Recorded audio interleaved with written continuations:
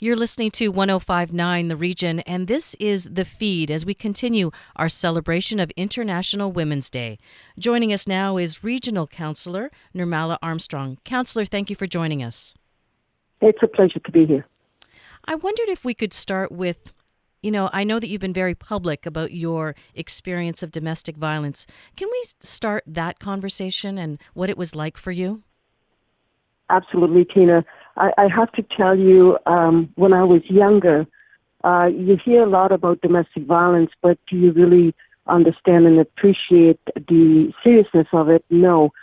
When I got involved with this individual, very lovely person, and he just swept me right off my feet. And unfortunately, as time progressed, he was an alcoholic, and it became an abusive relationship.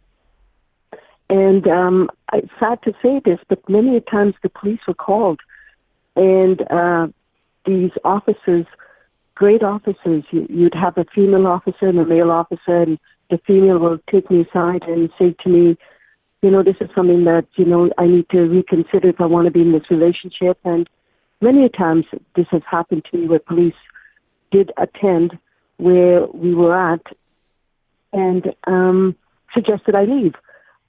However, I didn't want to leave. I was in love.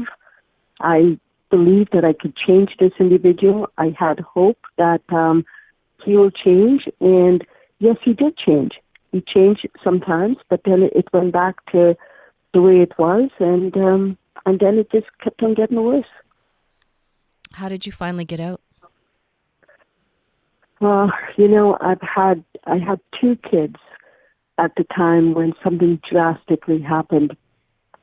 And what happened was that while I was in the shower, there was a dispute that we had before this where, again, the controlling part of him, he came to me in the shower with a knife to my throat and said a whole list of things, and that just escalated from one to the other, where eventually I was able to persuade him that I needed to take our children to my parents' home so that my mom and dad could take care of the kids and I will come back and we can take care of each other.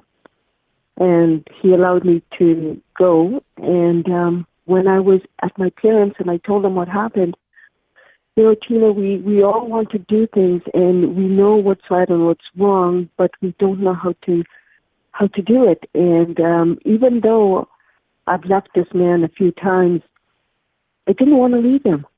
I wanted to stay with him. I wanted to make things work. I wanted him to change, and I know I had enough strength to make that happen for both of us. But my mom said no. My mom told me I was living in some fantasy and that this person would not change because it's not the first time, it's several times, but it's the first time with a weapon. And she physically restrained me. If it wasn't for my mom, I wouldn't be where I am today. And that's how I left. So how did you get from there to where you are now as a regional councillor? That must be a road which is remarkable and full of strength, and you must be proud of that.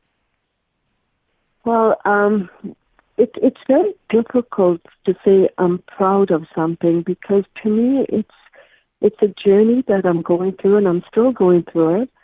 And I guess I don't know how to say that I've done something and I've accomplished something and take glory in that because I don't know how to appreciate that. All I know is my journey keeps on going.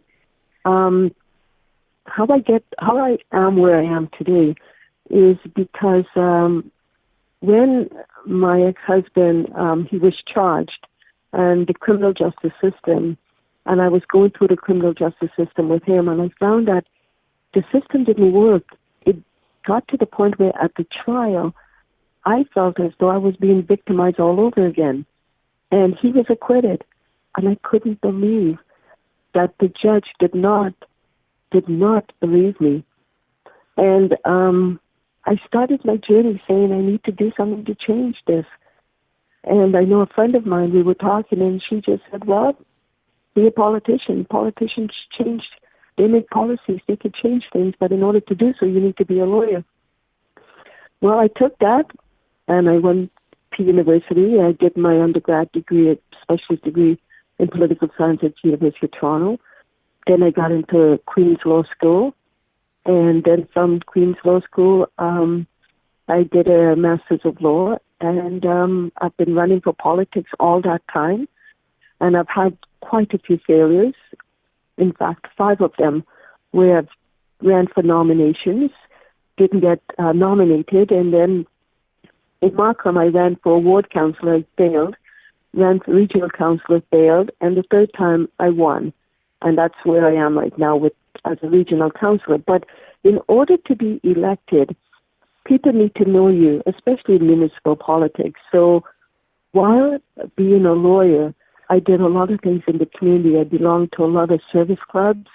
I went out to the community. I spoke to people, found out what the issues were, and worked with them. So where I am today is all that hard work that I have been doing. And I don't mean it as work.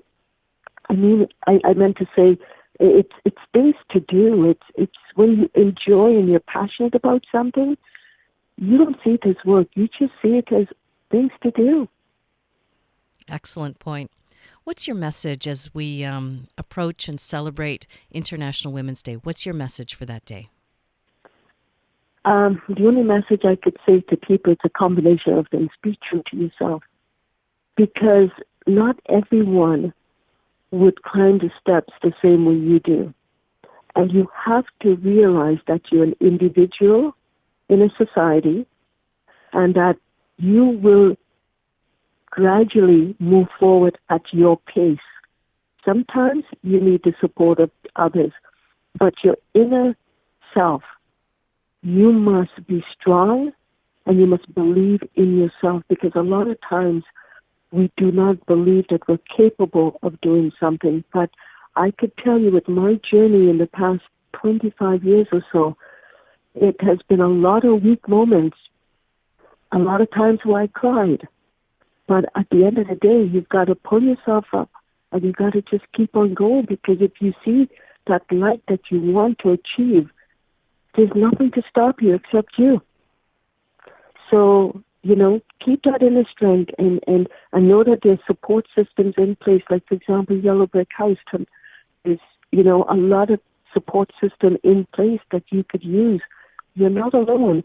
It's not like when I was going through this 25 years or so, where there was not too many resources and lack of awareness of resources. Today, there are many different resources for you as a woman. So all I could say to any woman who's going through what I've gone through, or even wanting to do things but is being told that it's unachievable, no, that's wrong. The message is perseverance, hard work, determination, however you want to classify it, but be true to yourself and do what you know you're capable of doing, and don't let anyone come in your way saying that you cannot. Councillor Armstrong, thank you for sharing your story with us, for being so candid, and thank you for participating in our celebration of International Women's Day. Thank you very much, Tina.